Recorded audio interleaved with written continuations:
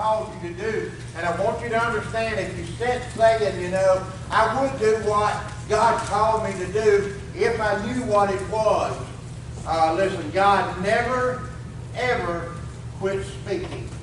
I want you to know, God, whether you heard Him today or not, whether you will admit that God spoke in your heart today, you must, as a child of God, know that there is a conversation going on.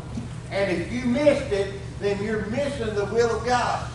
God won't just leave you hanging out there and say, you know, look, I saved you. You just go about your business, do whatever you want to do. He's not that kind of a God. He will guide you every day.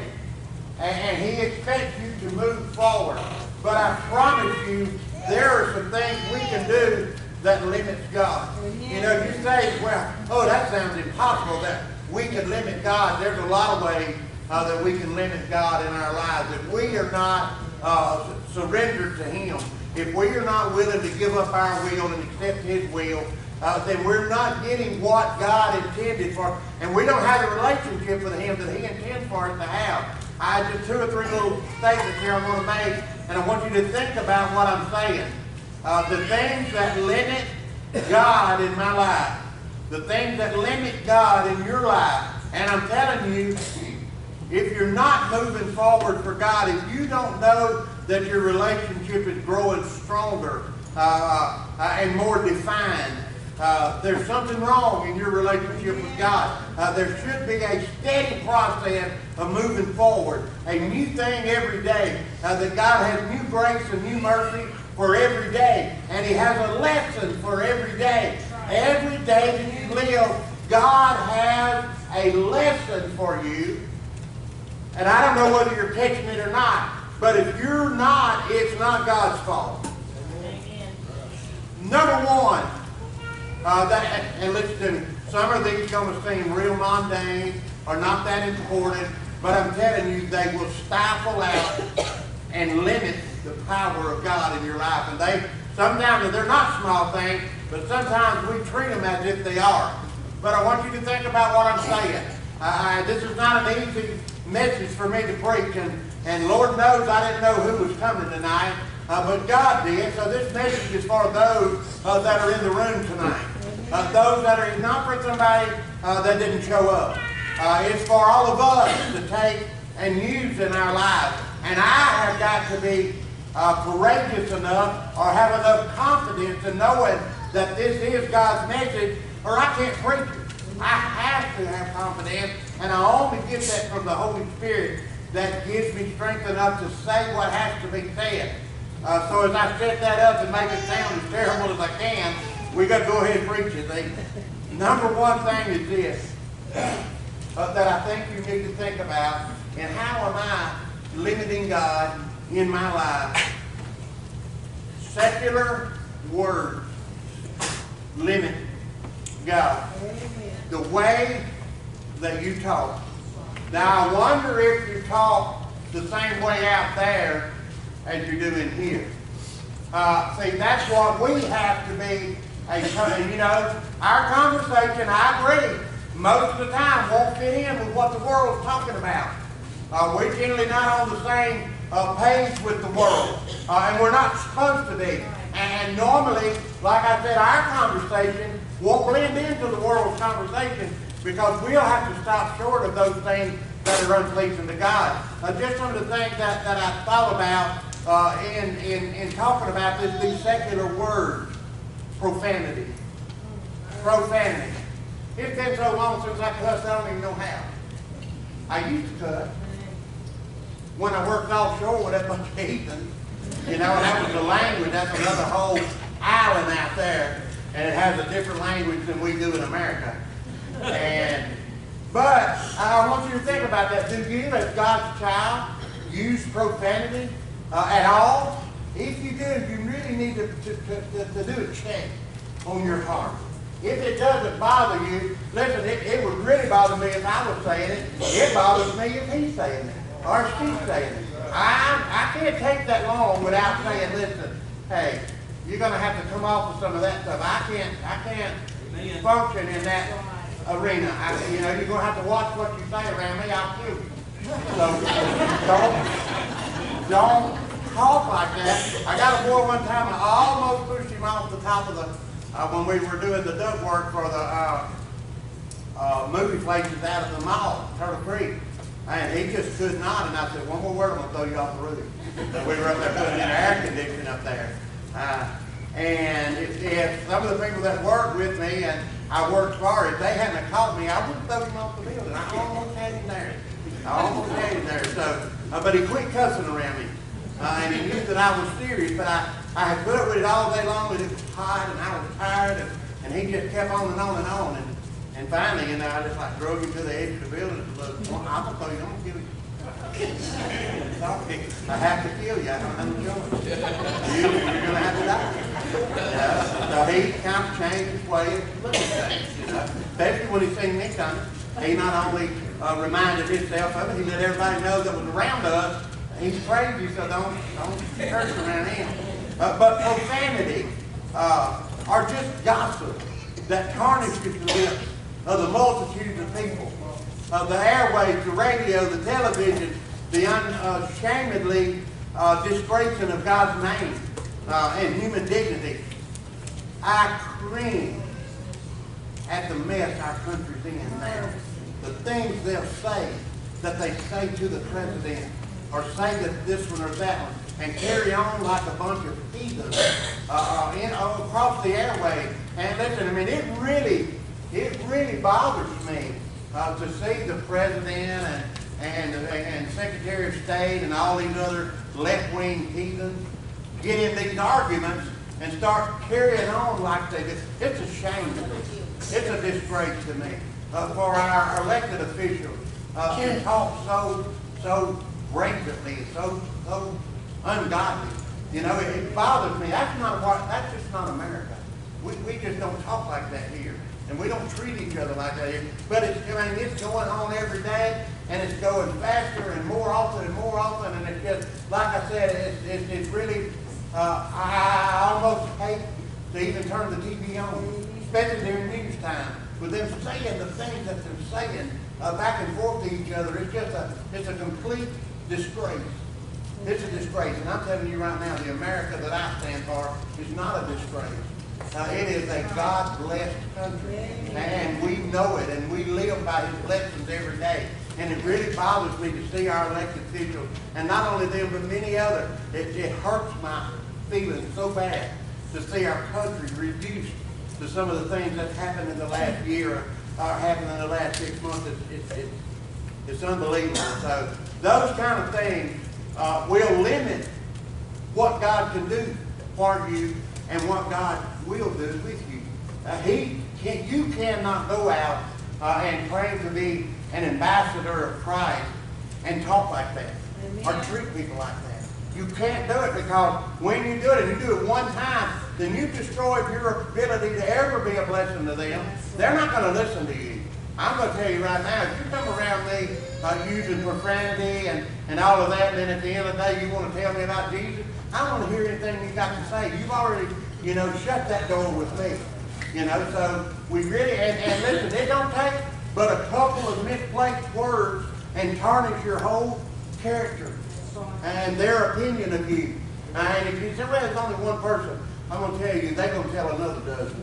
And that dozen going to tell another dozen of what you said or how you treated them or how you conducted yourself. So I want you to know we can limit God's power in our lives when we don't watch our mouth. When we don't watch what we're saying and we use the secular vocabulary to talk. And it's ungodly and it's unholy and it's a shame to me. But the secular words that we use limit God. Many Christians fail to speak of spiritual things. They limit God's power in their lives by using too many of the secular expressions. So we must talk above this. In love and goodness of God, we have to do that. And if we don't stand up for Him, I promise you nobody else is going to.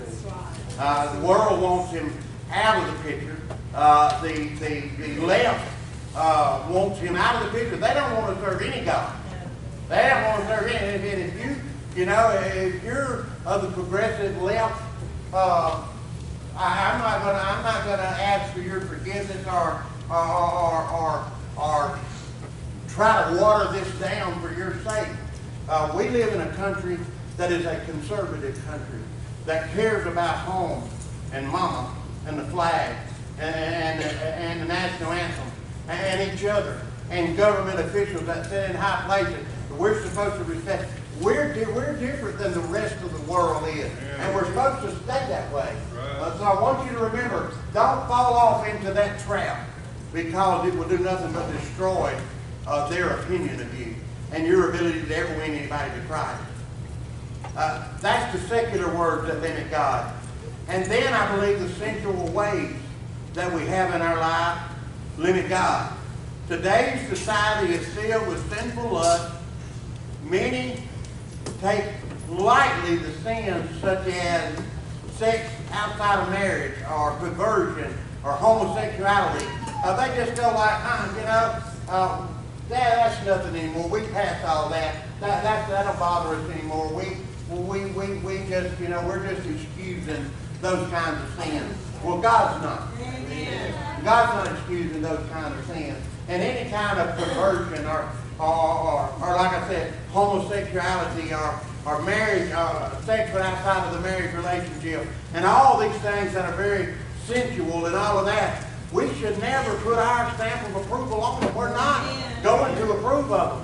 Listen to me. I made mistakes. You made mistakes. We've made mistakes. And I understand that. And we can get forgiveness from God. And I can even get forgiveness from each other. I understand that. But we can never, as a church, put our stamp of approval on that kind of a lifestyle. We can't do it. We can't do it.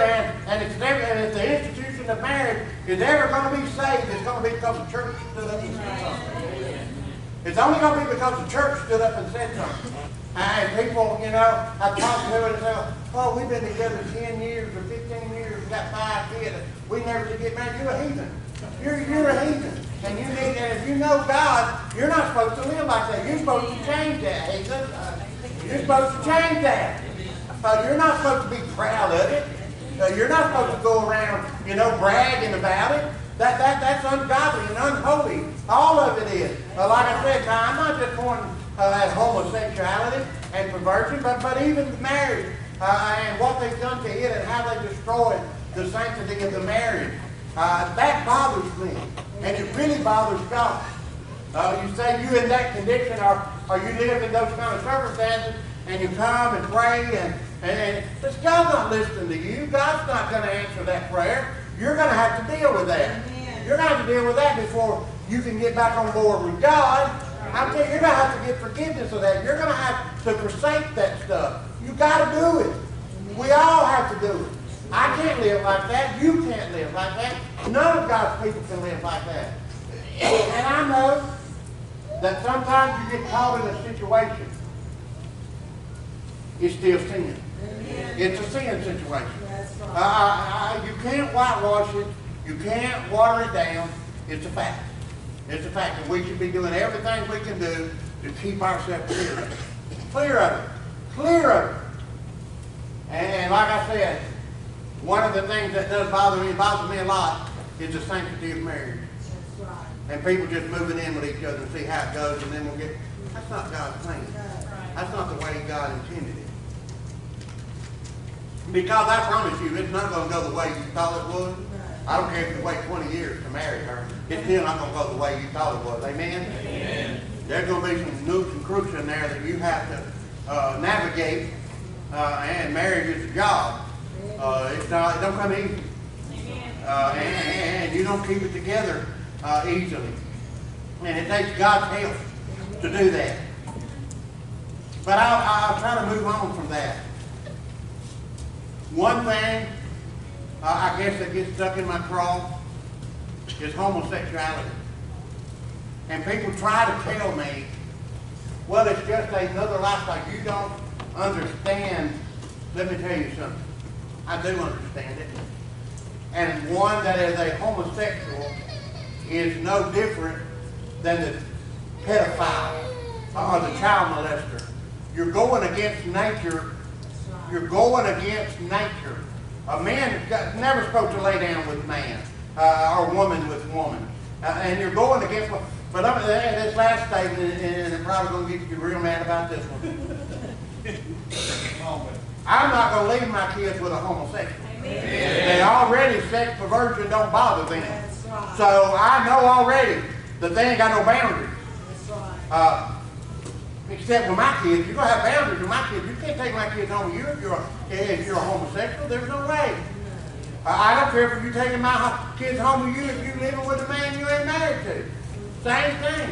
And if you look at those things and take those things to life, and I know we're supposed to try to be, you know, encouraging it. Listen to me, a homosexual is no worse than the one that lives in marriage like that, or lies or cheats, or whatever it is. And I know it's a sin, but it's one that, you know, there's not anybody on behalf of the government, on behalf of a certain group of people, trying to force me to accept lying. They don't deal with lying. Like they're trying to get me to accept, telling me I have to accept homosexuality. No, I don't. I don't have to accept it. No, I don't. As a way of just an alternate lifestyle. No, I don't. I don't have to accept it that way. It's wrong. But like I said, all the other sins that I mentioned, or how a list probably reached me here to the door, you don't see anybody trying to push that on me. Listen, if you want to do it, go out in the cave somewhere, have yourself a time. But don't come up around me with it. Amen. You know, don't keep pushing it on me like I'm a bad person because I won't accept it. Right. No, I'm not. I'm not a bad person because I won't accept it. I'm just, God don't accept it. Amen. So, but like I said, I already know you have no boundaries in those areas, and you're not gonna. If you come here and you're gay or homosexual, you're not going to go all back in the room back there by yourself with my youngers, or with their youngers. Right. You're not going to do that here. It's not going to happen. And if you're a homosexual, you're not going to come here, and if you can't control yourself and show affection toward each other and all that, you're not going to go here. I'm sorry, it's not going to happen. You have to go to church somewhere else until you can learn to at least control yourself around people that are so moved against it. So, and I won't have any trouble telling you now. So you better keep your hands in your pockets. If you're a little shady, a little queer on me, don't expect me to just overlook it. I'm not going to. And I'm not mean, but I'm serious, and I mean what I say. Listen to me. These children out here belong to these folks out here, and these folks love their children. And we're not going to, I don't care who you are, and it doesn't just have to be on that. Whatever it might be, that's wrong, ungodly, and in that area, you're going to get called down on it. I'm telling you, you're going to be confronted with it real quick. So don't let anybody get under the impression. I love the homosexual. I love the liar and the cheater and the stealer and the adulterers. I love all them. But I don't love that sin, and I'm not going to have it forced on me. And we're not going to have it forced on the people of this church. Amen. Let's move on. Amen. So secular words limit God. Sensual ways limit God. Number 3, selfish works limit God. Many are consumed by greed and lust for money, selfish interest, and pursuits of self-preservation. And all of it's about self. Listen, the relationship between a Christian and the world, or even a brother or sister in Christ, we have to be the loving part of that relationship. We don't get to act like the world does. We don't get to come undone like the world does. One thing before I run off from that sensual, and I see my little check note here, that I wanted to make sure before I went off from that. Many Christians limit God by their immodest appearance and sensual actions, such as carelessness, or when they're getting dressed, or how they cover themselves or not, or when they come to the house of God. And when you go to the world, but especially in here, that is a big problem, and it destroys your testimony. Listen to me. I don't care if you were born in the church and still live in one. If you go half-naked to church, people is going to think something. Right? It's not right for a Christian to think that's okay. I mean, just forget everything. I mean, I believe just the indwelling of the Holy Spirit of God, just a relationship with Christ, or to give you sense enough to walk up to a mirror and say, you know what? This ain't good. And when I turn around this way, it really ain't good. Get you two mirrors. One face that way that you can see yourself. You know? And make decisions based on that. And I know it's a little humorous, but I'm telling you, it's a problem when it happens over and over and over again, and we're trying to be holy and separated unto God, and our children begin to witness that. They go like, oh, it's okay. The grown-ups are like doing it, and we do it. No, the grown-ups are wrong too, you know. But now the selfishness of works limit God. Like I said, the selfish works limit God from moving in your life as a Christian. You lose the blessing, and you fail to be a blessing to others when it's always about me. When you have a selfish attitude, when you watch out for you more than you watch out for her, or you watch out for them. You listen to me. You're supposed to, and you're part of this church, you're supposed to look out too. You're supposed to, hey, wake up. You know, I can't see everything all the time, but we as God's people, we have to look at those things. And, you know, if there's somebody that has a real problem with them, it might not be best for you to approach them, but I will. Just say something to me, I will. I don't like to do it, but I will do it. You know, so it might not be best for you to confront them. Let me do it. Just come tell me, talk to me about it. Most of the time you're not going to have to, because I'm going to catch them before you say anything. But if there's a problem there, let's talk about it and let's get rid of that problem. Last thing is this. I said the secular words and the sensual ways and the selfish works, and then the stubborn will limits God. We are free to choose or reject Christ as Savior and Lord. To accept Him brings eternal life. To reject Him brings eternal death and hell. We must surrender our will to God's will to receive His salvation, His serenity, and His security.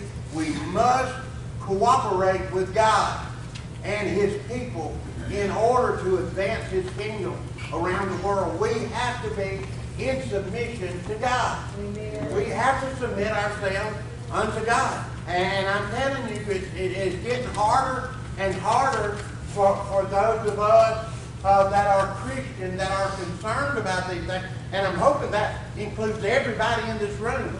I'm hoping that you are not a person that just don't care. Boy, I want everybody to care.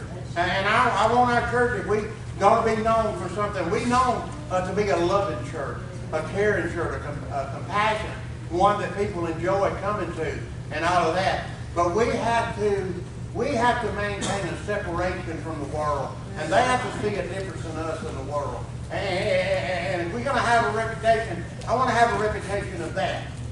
You know, that's some godly people down there. They love the Lord. They love you when you come in. They treat you like you're supposed to, and all of that. And that's the one. That's what the reputation that I would like to see Vision Baptist Church have. One that's surrendered to God and people that care about each other, like I said, are concerned. And not hard-headed, stubborn people that won't give in to God's will. Now, I may not give in to your will very quickly. I'm not real good at that. But I have to give in to God's will. And I can't even sit around and meditate on it. It's a given. If it's God's will and God shows me, then I have to abandon what I thought, and I have to take God's answer to it. I can't make it up. I can't do it myself. So I'm going to close. We're going to have a baptism. I'm going to close, but I want you to think about it. And I know these are hard things, and also that's one of the reasons that I kind of, you know, put a little humor in there, so it's not so brazen and hard to take. But I'm telling you, there's not anything funny about people being ungodly in God's house and ruining what God has built here. This is a very special place that God has allowed for us to take part in. And we all have to be ready to stand up and say, no, not here. We can't do that here. So I'm going to close the message, but I don't want it to go unheeded. I want you to think about the things that I've said: secular words, sensual ways, selfish work, and stubborn wills. Those are things that will hinder God's work in your life and in the church. And we want to be a church that God can work through without a lot of hang-ups or a lot of things. When I go out into the world, when I'm visiting or when I'm going to the hospital or when I'm just around town shopping or doing whatever I do out in the public, I want to hold my head high. And I want to be glad to say to anybody that asks, Vision Baptist Church, that's my church home. That's my church. I want to be able to do that without any remorse about it, without any fear of something bad coming up. But you're not going to stop all people from talking. I'm talking about something bad that's true. Amen. That's true. There's folks, and the devil don't ever quit. There's folks that would love to see Vision Baptist Church stumble and fall and crumble. Man, that's any church that's preaching God's word, that's standing on the word and trying to the world, the devil's always trying to destroy that. But I'm talking about destroy it with truth. And if we watch ourselves and do what God calls us to do, we don't ever have to worry about truth hurting us. As long as truth don't hurt us, I don't care what they say. But don't let what they're saying be the truth when it's in conflict with what God wants to do. Those of you that's going to be baptized, the boys need to go on to the men's bathroom. Lyndon, if you'll show me, to go back there what to do. And the ladies, you'll go ahead and take those that are young girls that are ready for baptism. Y'all come on and we'll do this thing. Let's all stand. Let's all y'all come on and we'll do the invitation. And listen to me. You may want to come to the altar tonight, and just deal with something God's been calling on you to do. Deal with something that you know God's having an issue with. God will help you through it.